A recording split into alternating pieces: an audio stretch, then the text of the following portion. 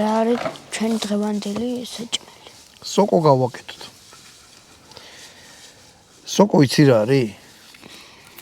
არც ხორცია. არც მცენარეც კი არ არის. და რაღაცაა რა.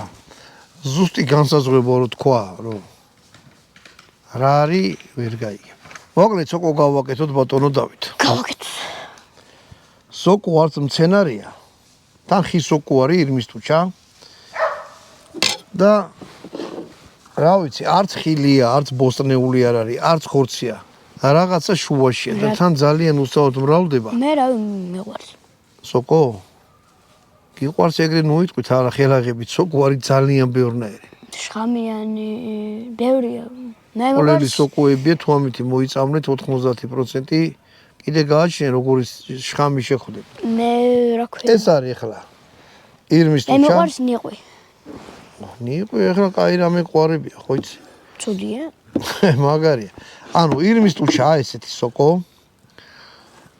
თუ ამას იყიდით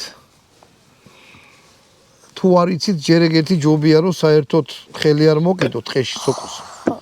თუ იყიდით სოკოს აქვს ეგეთი ტენდენცია წყალში